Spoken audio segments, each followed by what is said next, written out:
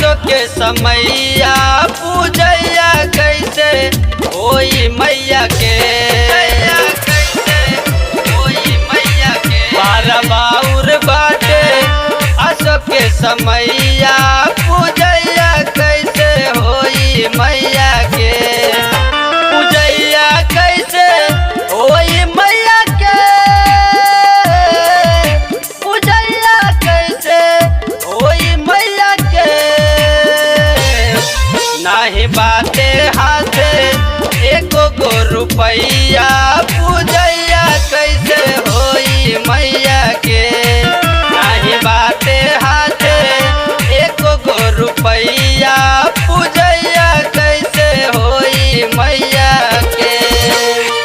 बोला बोला सूर्य भगवान की।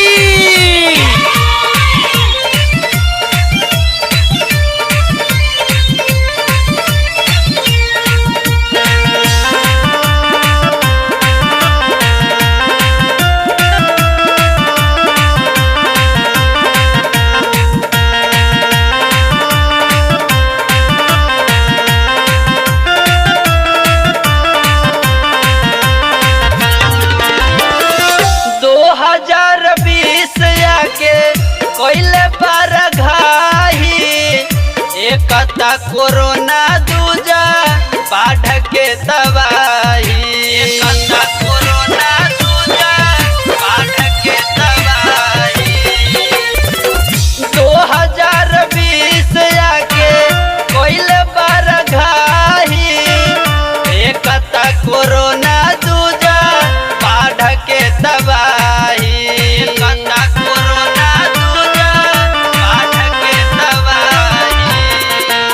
बन के अइले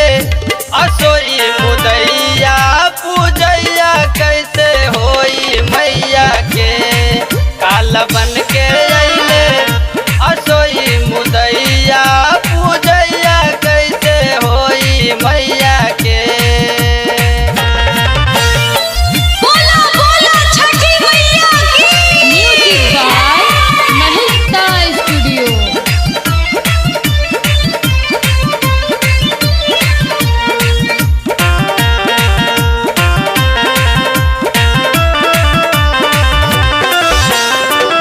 केकरा से मांगी जाके पैसा उधारी ऐसा न दुखावा से अब के उबारी ऐसा न दुखावा से अब के उबारी हाँ हाँ केकरा से मांगी जाके पैसा उधारी ऐसा न दुखावा से अब के उबारी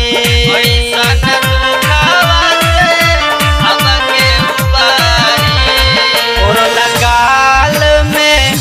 करी का उपैया पूजैया कैसे होई मैया के कोरोना काल में करी का उपैया पूजैया कैसे होई मैया के।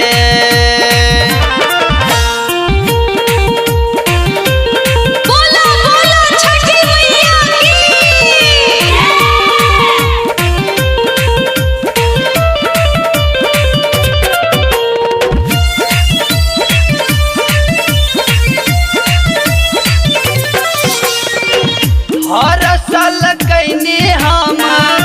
माई के परब आसो के छठ हम कैसे के करब आसो के छठ हम कैसे के करब हाँ हाँ हर साल कैनी हम माई के परब आसो के छठ हम कैसे के करब आसो के छठ हम कैसे के करब देवी सागर कहले कर का बरैया पूजैया कैसे होई मैया के देवी सागर कहले कर का बरैया पूजैया कैसे होई मैया के पूजैया कैसे होई मैया के।